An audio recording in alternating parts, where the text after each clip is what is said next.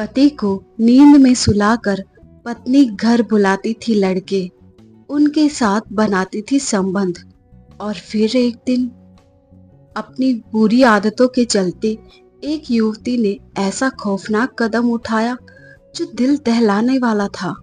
दरअसल युवती मोहल्ले के ही लड़कों से अवैध संबंध बनाए हुए थी और शादी के बाद भी उसने अपनी करतूत जारी रखी।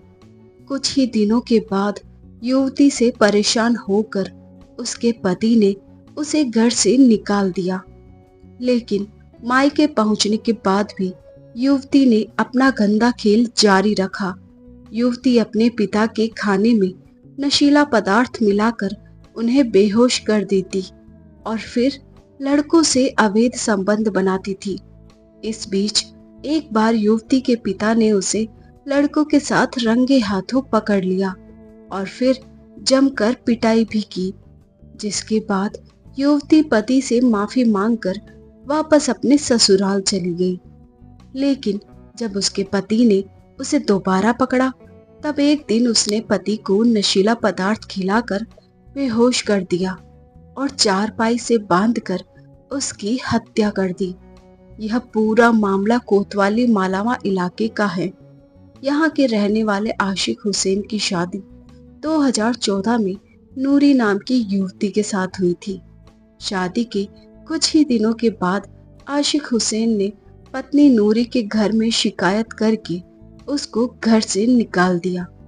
15 साल तक नूरी पति से दूर अपने मायके में रही। जब पिता ने भी उसे रंगे हाथों पकड़ लिया तो पति से माफी मांगकर वह वापस अपने ससुराल आ गई। लेकिन यहाँ वापस आकर भी उसने अपनी हरकतें जारी रखी।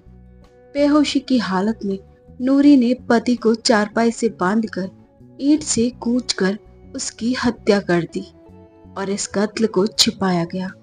हत्या को दुर्घटना दिखाने के लिए नूरी ने उस चारपाई के हिस्से को काटकर छिपा दिया और जहां पर मृतक का खून गिरा था फिर मिट्टी खोदकर हटा दिया।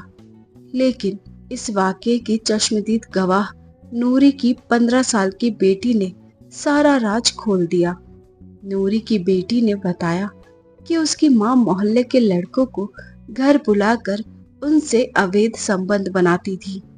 बेटी ने बताया कि उसकी मां उसके नाना के खाने में कुछ मिलाकर उन्हें बेहोश कर देती थी और फिर मोहल्ले के लड़कों को घर बुलाकर उनके साथ गलत काम करती थी।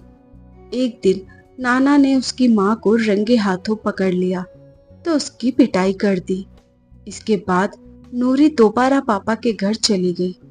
बेटी के बयान के बाद पुलिस ने नूरी को कस्टडी में ले लिया तो उसने भी अपना गुनाह कबूल कर लिया। Thank you. तो दोस्तों, ये थी एक छोटी सी क्राइम स्टोरी। आई होप आपको पसंद आई होगी। ऐसी और कहानियों के लिए बने रहिए हमारे साथ, अपना प्यार सपोर्ट दीजिए।